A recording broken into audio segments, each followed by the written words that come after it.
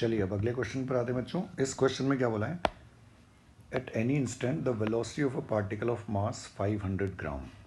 देखिए पार्टिकल का मास जो दिया है हमको, पार्टिकल का मास कितना दिया हुआ है 500 ग्राम, मतलब 0.5 kg। ये इस पार्टिकल का मास है। Is 2t I cap plus 3t square J cap metre पर सेकेंड। वेलोसिटी इसकी दी हुई है बच्चों। वेलोसिटी कितनी दी हुई है, देखिए 2t I cap plus 3t square J cap. पूछना है क्या चाह रहा है, if the force acting on the particle at t equals to 1 second, 1 second पर इतना फोर्स लग रहा है, then the value of x। देखिए t इक्वल्स टू 1 सेकेंड पर, ये जो आपसे निकलवाना चाह रहा है, t इक्वल्स टू 1 सेकेंड पर पार्टिकल पर फोर्स कितना लगेगा, फोर्स की वैल्यू फाइंड आउट करनी है।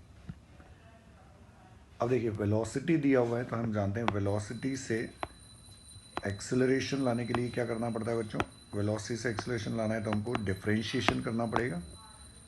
तो इसको एक बार डिफरेंशिएट कर दीजिए तो क्या हो जाएगा, देखिए एक्सेलरेशन की वैल्यू अगर लिखते हैं तो क्या हो जाएगा 2, t का डिफरेंशिएशन क्या हो जाएगा 1 आई कैप प्लस 3t स्क्वायर का डिफरेंशिएशन क्या हो जाएगा 2t जे कैप।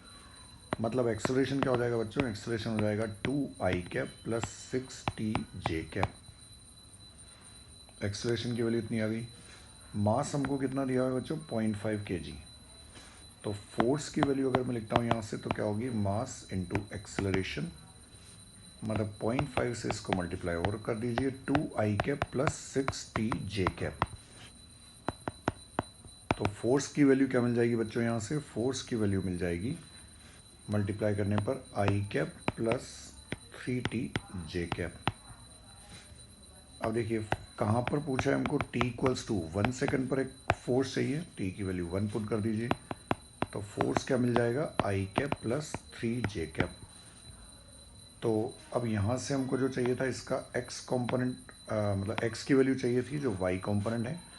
तो यहाँ पर देखिए इसमें x की वैल्यू जो आ गई, x की वैल्यू कितनी मिल गई 3। तो y कॉम्पोनेंट जो इसका हो गया वो हो गया 3। तो x equals to 3 is the correct answer. ठीक है बच्चों।